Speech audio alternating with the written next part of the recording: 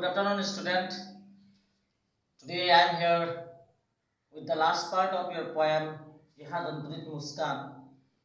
तो बच्चों, मैंने आपको अपने पिछले वीडियोस में अंतरित मुस्कान का जो कविता है उसको आपको समझाया था, लेकिन उसका जो अंतिम भाग था वो मैं समाप्त नहीं कर पाया था, इसलिए आज हम उसे समाप्त करने वाले हैं। तो उसका जो अंतिम भाग है वो आज हम आपको पढ़ाने वाले हैं।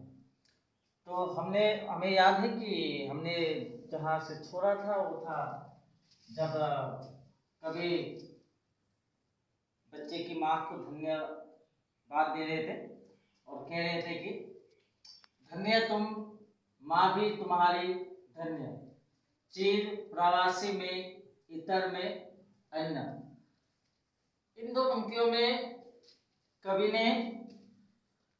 कवि नागार्जुन ने अपनी पत्नी या फिर बच्चे की माँ के बारे में अगर कहा जाए तो बच्चे की माँ को धन्यवाद कर रहा था। किस लिए धन्यवाद कर रहा था? क्योंकि वो तो बहुत दिनों से बाहर रहते थे और उसके बच्चे से उसका कोई संपर्क ना था, लेकिन उसके बच्चे को ये बताने वाला कि वो उसके पिता है, वो उसकी माँ थी। इसी वजह से वो उसकी माँ को धन्यवाद कर रहे हैं और कह रहे हैं कि चिर प्रवासी में मतलब दूर रहने वाला, और हमेशा दूर रहने वाला जो होता है चिर प्रवासी मतलब दूर रहने वाला हमेशा अन्य बन जाता है, पराया बन जाता है।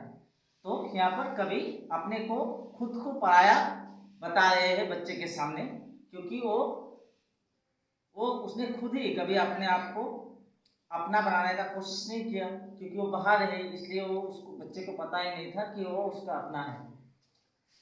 इस अतिथि से प्रिय तुम्हारा क्या रहा संपर्क, उंगलियां माँ कराती रही है मधु पर। तो कहते हैं कि मुझसे, जो मैं एक अतिथि जैसा हूँ, ठीक है, बहुत दिनों के बाद आया हूँ, तो मुझसे तुम्हारा जो संपर्क है वो क्या है तुम्हें नहीं पता, लेकिन तुम्हारी जो माँ है उसने तुम्हारी उंगली पकड़